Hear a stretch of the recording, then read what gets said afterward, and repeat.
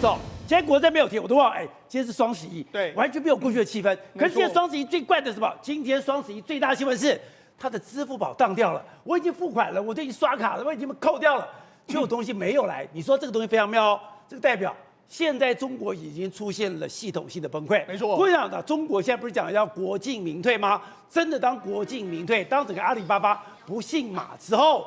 整个系统崩坏就开始了。对，没错。实际上，中国经济你从阿里巴巴就看得非常清楚。宝杰，那阿里巴巴呢？这个在美国的股价最高点曾经来到300块，它现在只要92块。你知道这几年说它跌了这么多，那当然表示最有竞争力的中国汽车这个企业都变成这样，对，中国经济当然会出问题嘛。好，那因为呢我没有钱，我阿里巴巴的业绩不好之后，所以它现在开始出包。你看双11，照理说，过去如果我们讲到双11的时候，每天他都说我的营业额又创了多少了这个营业额，然后在前一天的时候，好，甚至前几天就开始什么晚会一大堆，你今天有看到吗？对，你要讲的从半夜12点开始，你就开始一下子破了1000亿了，对，破了多少钱了？破了多少钱？对，你想看有多少的金流进来？对，有多少的钱在中间运作？你以前有听说过支付宝出问题吗？对，没有。现在的交易额已经比过去少很多了。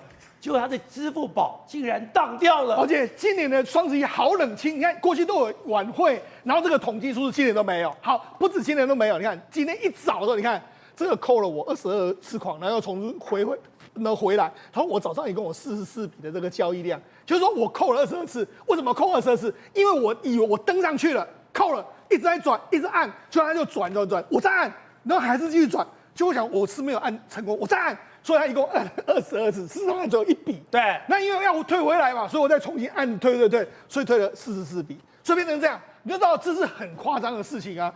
就是说，所以刚才讲的支付宝其实是整个阿里巴巴，也就是双11的最核心的东西。对，如果我这个支付系统没有做好的话，对，我其他什么都不用谈了。是，如果今天这个支付宝一开始就出问题，就代表它的整个基础工程都完蛋了。对，你看过去，我要按一次的话就赶快可以成交嘛，那为什么我要按那么多次？表示说我根本不知道他到底有没有成交，我很担心没有所有按了这么多，就后来又全部再退回来。所以呢，这个支付系统出了很大问题。另外一个，我们要除了支付宝之后，还有余额宝，对不对？就是说，我现在呢这个没有花完的钱，我可以到余额宝去。就没想，我要去查我余额宝的时候，它也是一直转，我不知道我到底有多少钱啊。所以现在你看，他们支付宝出包之后，余额宝又出包，所以大家都知道到底怎么回事。这更可怕的是，你突然看到自己的余额全部归零了。对，那另外还有什么？他扣了2次款，这到底怎么办呢？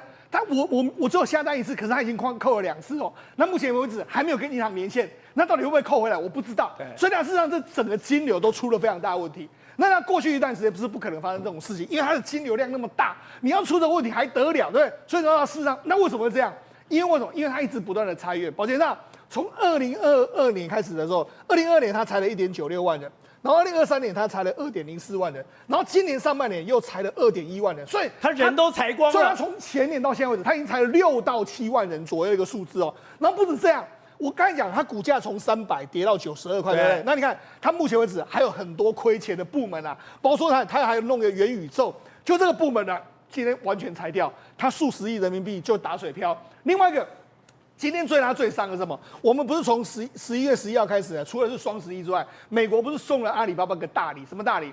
只要教宗台积电呢不能够再帮阿里巴巴下所谓 AI 晶片哦，你7奈米以下，阿里巴巴有它的平头哥就是下给台积电，现在没有了，所以他今天等于是他今天已经美国商务部告诉台积电7奈米你不可以卖给中国。对。这中间包括阿里巴巴，当然阿里巴巴本来就是 AI 晶片啦，它下给台积电没有办法啦，所以它今天等于是美国送给这个阿里巴巴双11一个最大的礼物就是没有啦。好，那你看事实上你看这个过去我们不都说嘛，看我们在节目讲过很多次，你看2013年的时候呢，55秒就过10亿，对，然后2014年的时候33分多秒就超过100亿，对不对？你看，然后这个2015年的话12分钟超过100亿，然后这个2017年的单日1628亿。然后2019年的时候，单日2684，全部都这个。你今年有听到这个数字吗？没有听到这个数字。今年大家都在做什么？宝杰，你知道吗？今年大家都在凑单。什么凑单呢？因为今年他们好不容易有一个这个所谓优惠方案，就是说什么呢？就是说如果你买7000块的话，我会退给你560块人民币。然后呢，如果你买3000块人民币的话，我会退给你240块人民币。就那大家在凑单。就是我想办法抽到这么多7000块，或者凑满3000块，就他们去找什么？他们去找这个我们台湾人也很爱买的 Polo 衫呐。那 Polo 衫一件就1000多块，所以我去凑它。抽到之后，那你知道他们玩什么吗？反正我抽到3000，你平台先退我240，对不对？退给我了，我有240块，对不对？然后我再把这个 Ralph Lauren 的衣服退掉，所以等于是说我这个抽单是这样。那因为呢 Polo 是 OK， 你要退就给你退，他们没有在意这个，所以他们是用这个方法去赚平台的240块。他们今年大家都在玩这个游戏，所以呢。这个不但没有赚到营收，还赔钱，还要赔钱，所以你知道，事实上现在整个中国经济，你从阿里巴巴的待遇，你就可以看得出来了。好，吴董，你曾经讲过，中国这个国进民退一定会对它的效率，一定都会对它的经营造成非常大的影响。我今天双11，我非常惊讶的发现，过去双11刚刚讲到6分钟，2013年6分钟超过10亿，2014年38分超过100亿，2015年12分超过100亿，后来都是上千亿、甚至2000多亿都不会有问题。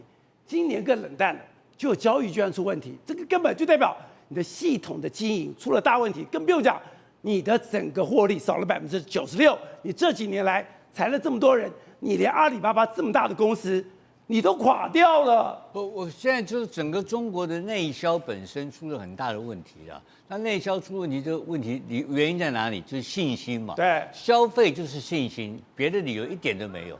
那为什么没有信心呢？没有信心很简单嘛，还是它本身的原来的国家的债务跟它的房地产的困难嘛。对，因为你房地产占你整个总 GDP 大概有30%左右，你的30%左右，现在目前变成一个问题，没有办法消化。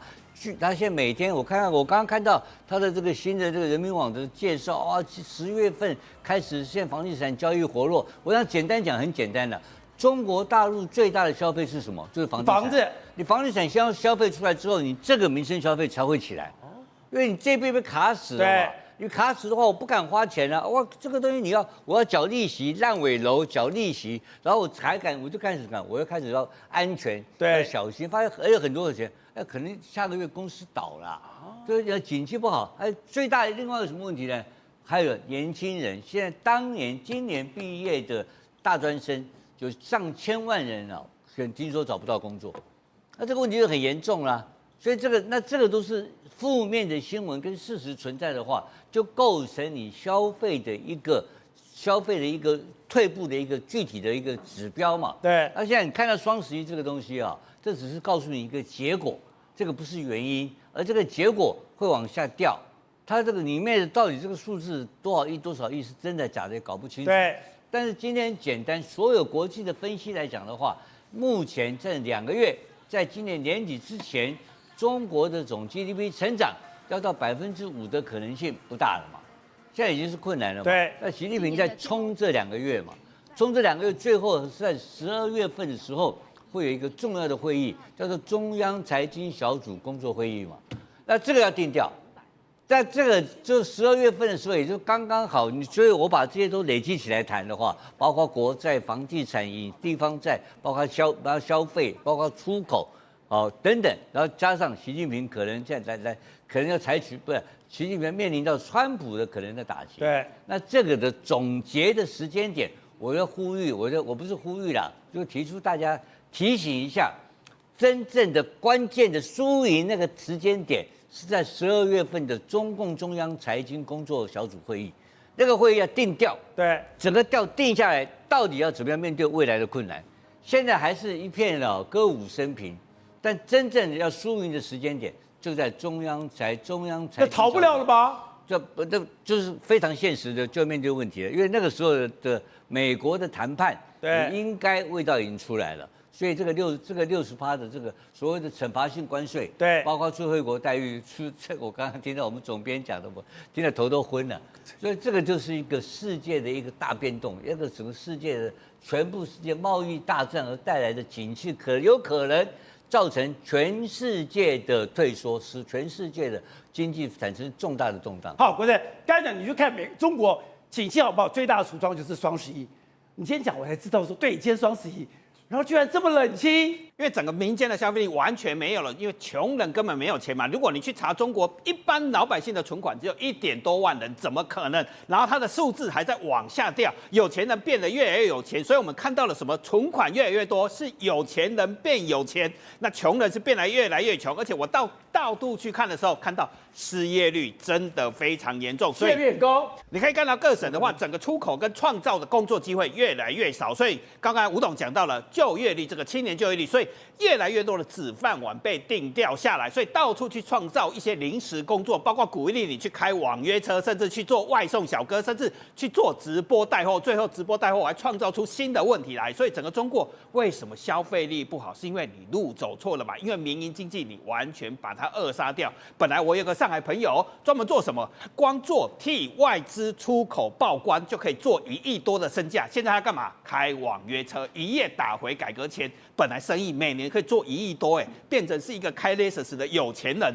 现在什么都没有了，就是中国。而且以前刚刚讲的，以前双11可怕的地方，还有天猫厉害的地方是，他们的系统太厉害了，而且他们的那个小米的那个语音是等于说全世界最好的，就是因为当时你的赚钱以后，所有的最好的技术、最好的人才全部集中在一起，可是现在最好的技术、最好的人才都散掉了。所以他厉害到什么地步？那时候他要挑战亚马逊，因为他的平台的伺服器的容量太大了，它变成全世界最大的云端公司。所以那时候有一家公司开了，叫做阿里云公司，它要变成所有的 AI 运算的平台在里面。结果现在什么都拿不到了。双11美国还送他什么？你不可以买台积电7奈米的晶片。所以这几年来都没有投资，所以你可以想象它的伺服器 AI 运算能力越来越差。所以它为什么会宕机？你也可以想象是美国科技战的封锁是不是真的伤害到它？好，所以玉峰刚才讲的，现在不但是你阿里巴巴国进民退，让它这个伤筋动骨，更可怕的是，所有人都要跑了。对，川普上任之后呢，大家想到60%的关税是不是马上就要来了？那这个时候呢，很多美国大企业第一件事情就是跑掉。为什么？我从你中国大陆这边来进口东西的话，我就有加一个60%的关税，我干脆就跑掉就算了嘛。Steven Madden 非常大的一个牌子，它下面大概有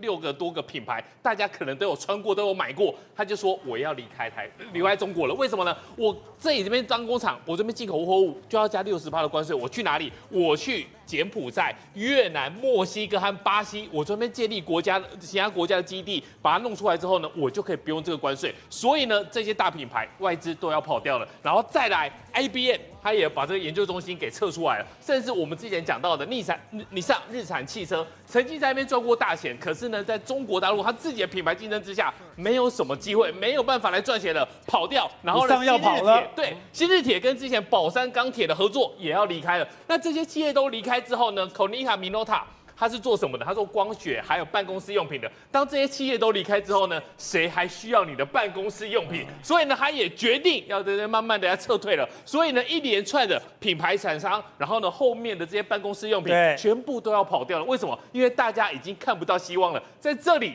已经赚不到钱了，而且是各行各业都要跑，各行各业都要跑。然后呢，之前呢还有一段新闻，就是说，好像马上10兆要出来之后呢，赚了点钱。可是你看看这些中国企业。这是什么？这是阿里巴巴，然后呢，京东、Temu 的母公司拼多多，还有电动车蔚来，以及这是 MSCI 的一个指数，全部都是怎么样？拉高之后呢，悬崖式下跌；拉高之后呢，割韭菜；拉高之后出货。所以呢，你说他们要救市吗？他们并不是要救市，他只是把这些股价拉高之后呢，要跑，让有钱人洗完之后呢，韭菜进来就直接跑掉了。所以呢，在这个涨领股票里面也看得出来，拉高之后就往下去。所以这是代表什么意思？代表中国大陆的经济可能比我们想象中的还要糟糕，所以呢，他们只能做一件事情，就是拉高，割完韭菜就出货。他没有动能，没有能力继续让这个股市的活水灌下去，所以呢，该跑的人都跑掉了，所以留在里面的就是韭菜。